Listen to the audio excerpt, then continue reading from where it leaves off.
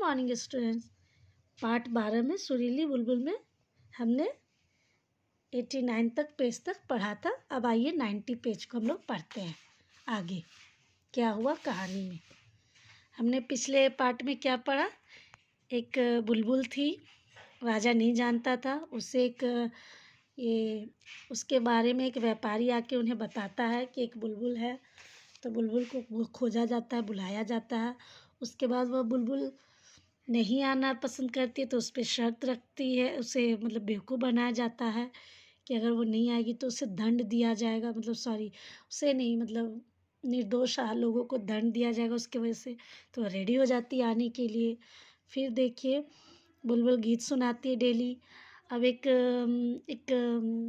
कौन आके देता है, एक आदमी आके बुलबुल, एक खिलौना वाले बुलबुल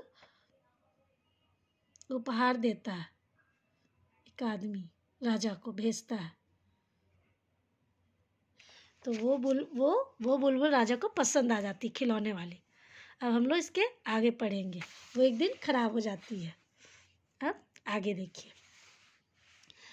दरबार में सबके चेहरे उतर गए जब वो खिलौना बंद हो गया।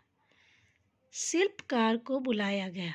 कौन? जो खिलौना बनाते हैं, पत्थर के जो लकड़ी वगैरह का काम करते हैं, लकड़ी आदि से कलाकृत करते हैं, बनाने वाले को शिल्पकार कहते हैं। वो आया, उसे बुलाया गया। लेकिन वो क्या किया देखिए, खिलौने की मरम्मत की गई। ठीक है, चाबी घुमाते ही वह फिर गाने लगी, लेकिन अब वह बेसुरी हो चुकी थी। अब वो वैसा सुरीला नहीं गाती थी। राजा क्रोध से चिल्लाया। राजा गुस्सा हो गया, पूरा चिल्लाया। झील वाली बुलबुल को बुलाया। झील वाली बुलबुल को बुलाओ। मैं उसके बिना जीवित नहीं रह सकता। वो उसके बिना जिंदा नहीं रह सकता। बुलबुल के बिना। किसके बिना? बुलबुल के बिना। मंत्री सैनिक के साथ दौड़ झील के तट पर गए। ठीक है, तट पर पहुंचा, लेकिन बुलबुल अब वहां नहीं थी। दुखी होकर राजा ने दरबार में आना छोड़ दिया। हर समय बुलबुल पुकारते रहता। राजा हमेशा बुलबुल बुलबुल करते रहते।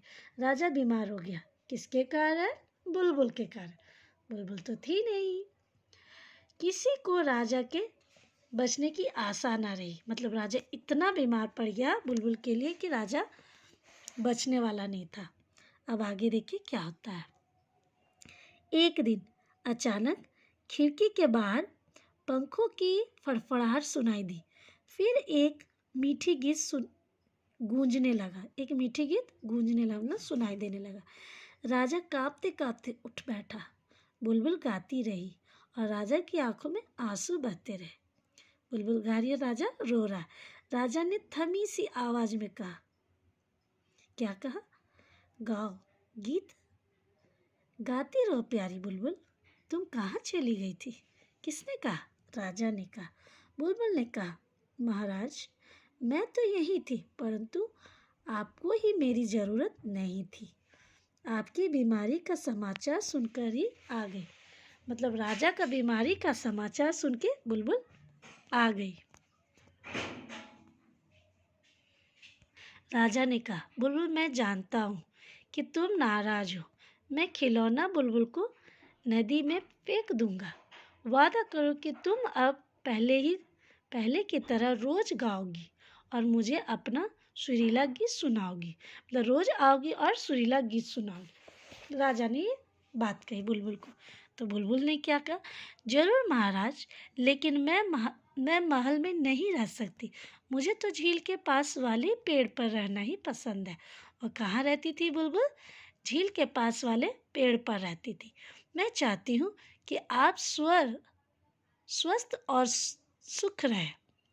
मतलब आप अच्छे रहे, ठीक रहे, सेहतमंद रहे। मैं रोज एक बार आपको गीत सुनाने आया करूँगी। वो मतलब रोज आएगी। यह कहकर बुलबुल उड़ गई। बुलबुल अपने घर चली गई। राजा स्वस्थ हो गया। ठीक है, स्वस्थ होने लगा। जनता को खुश राजा चाहिए था। वह बात बुलबुल समझती थी कि जनता को अच्छा बुलबुल चाहिए। तो इस कहानी से बच्चों हमने क्या समझा? कि कि किसी को हम लोग प्यार के वश में नहीं कर सकते, मतलब किसी को जबरदस्ती हम लोग पिंजरे में नहीं डाल सकते हैं। ठीक है, इससे हम लोग क्या समझे कि सच्चा प्रेम किसी को बंधन में रखना नहीं होता। पशु पक्षियों के महत्व एवं आवश्यकता को समझना हम लोग को पड़ेगा। ठीक है, कि किसकी क्या ज़रूरत है, कौन कहाँ रहता है।